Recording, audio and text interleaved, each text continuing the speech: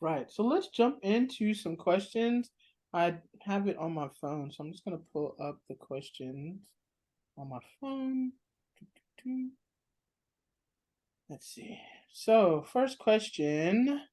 So where were you born and where did you grow up if it's not the same place?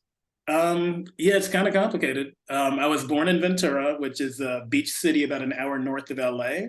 Okay. Lived there as a child, and then we moved to its opposite extreme, which is Third Ward in Houston, Texas, Wow. where this voice did not play well. it Oh,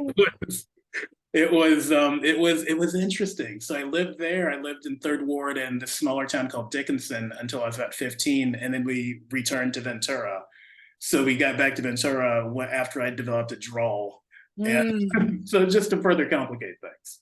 No, it's just I lived in Nashville to go to school, and I always got teased about my California accent. And of course, I wasn't aware there's even an accent, so that's Yeah. like, okay. I didn't know. I guess I do say things weird. Um, so how did your neighborhood or your home life, how did that influence your art at an early age, or did it?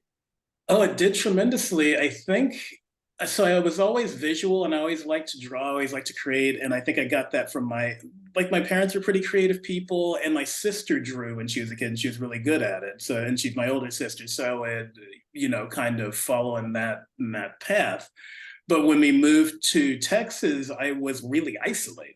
We didn't know people there, and it was really difficult for me to find a way to be accepted. So, like, I had to figure out a way to distract and amuse myself. Also, we lived in a very dangerous neighborhood, so there wasn't like just going out and playing in the street. It was dangerous, 40 years ago.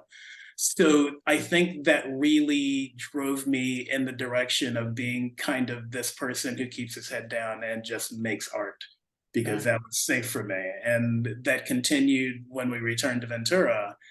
And I think it honestly kept me out of trouble because, like, I knew a lot of people who have come from backgrounds like mine who kind of had some bad things happen to them. No, similar to, I mean, my older brothers drew, and of course, as a younger sibling, you want to be like them, so you copy what they do. And my neighborhood was not safe, so I definitely can relate to staying indoors and drawing, and maybe staying after school and drawing. But definitely, yeah, I can relate to wanting to mimic your older siblings. So that's Yeah. actually really cool. And then is there, you kind of answered about someone inspiring you, so I'll jump to the next question. So do you have an early memory of making art? I have very distinct early memories of making art. Do you remember maybe in, your younger kindergarten or elementary days, do you have memories around making art? Yeah, I remember it. So for a lot of people, like their first the touchstone for a lot of kids, especially probably, a few decades ago with Peanuts, Charles Schultz. Yeah. And there's a way in which he's just immediately relatable. Even when I was pre-literate, I could tell what was happening in these comic strips. So what I would do is I would kind of try to emulate him. And this was before I could like write, or spell or read. So I'd like draw these comics and I'd ask my mother, how do you spell this thing that I'm going to put in this word balloon? This is when Nice. I was 4 or 5. And we moved to Houston and when I was in first grade. And I remember winning a competition for my age group for the Houston Livestock Show and Rodeo for this rodeo scene that I drew in crayon. And like being able to draw got me a lot of acceptance from the kids, a lot of kids in class, because that was just like something that made me stand out in a way that was acceptable. And, besides being this kid who talks funny, like, I had this other thing where they're like, well, he's not so bad. He calls you dude, but he can draw you these things. So Cool.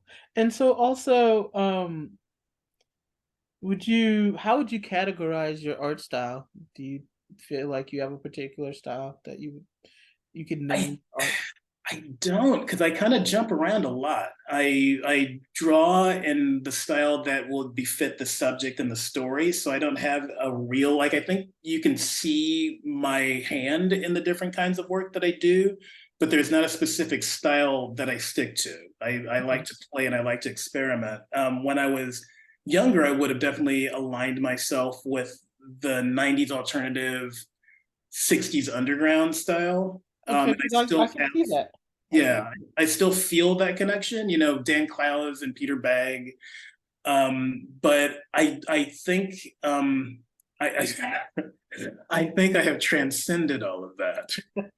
No, I think that has definitely had its influence, but I've also like added a lot of stuff in, so I have a bastard style. Nice. Well, How about eclectic? I was gonna say I have a hard time categorizing my work too. And also let's get like more personal. So every high school, every neighborhood has social groups. So would you say that you were more hanging out with the athletes, the nerds, the artsy kids, or the punk rockers? There was always those kids that hung out and smoked behind the school, the punk, rockers. But you also had, the artsy fartsy or athletes. Which group did you think you fit into or you would put yourself into? Is there a group for pariah? Oh no, don't say that. Because that was none of the above. I was this dork, and like sometimes like I'd have like these other dork friends that like were kind of dorks of a feather, but yeah, they weren't like, you know, they weren't in any subculture. Like we just happened to be, maybe we rode the same bus, you know, Yeah. maybe we were similar outsiders in some way, but yeah. I'm shocked to hear that. I don't know. I think I would have just expected you to be kind of in the academic nerd group or something like that. So that's No, I had ADHD, so like I was like a good tester, but I wasn't a good student. You know, I didn't have those grades. And all the art that I did was really, this is in the 80s and 90s. Like comics weren't cool back then. So wow. like I was just like this sweatpants wearing dork Not sweatpants. who was like drawing Wolverine and stuff. So yeah, didn't really have a crowd. I found my punk rock crowd when I was in my 20s. Okay, that's fair. That's fair. So on the flip side, so when you do want to sort of relax and get away, what is your go-to? Is it hiking, cycling? I know cycle, but do you also like go to bookstores or museums, or what's your go-to thing to sort of spend a day getting away Yeah, from things? I like museums. I have like a small group of friends, and like one or two of them I like to hang out with them, and I'll walk around the lake with them, or I'll go hiking up in the hills. I like to get outside. I was like such an indoor cat growing up. I've really endeavored to make up for that as I've gotten older, and I like to just spend a lot of time outside and just breathing the air and enjoying the beautiful Bay Area. Nice. No, that's so important, and I'm learning now the importance of that. After being sick, I'm like, when you're cooped up and you want to get out, like I've had that same feeling. So also, what is your favorite go-to meal or genre of food or type of food? Is there any cuisine Um, that you like in particular? we're really lucky here because there's like such variety here. Yeah. Just first thing that comes to mind that I've been thinking about since I got back to Oakland is Abuyaya, the Korean fried chicken place or Japanese fried chicken. Like I love fried chicken, but if you can like give me like Korean fried chicken, like that's amazing. Where's that? So That it's in downtown Oakland. It's really? not caviar. I recommend it. Like Oh it's really wow. good because it's Spell all it. dark meat. Spell that again. What is it? Abuyaya, Abaya, something like that. It's Well, like I think I've heard of it. yeah, I'm gonna try to check that out for sure. yeah. And Okay. there's like a few places in Koreatown too that are really good. That I'm forgetting. One of them is something Tiger.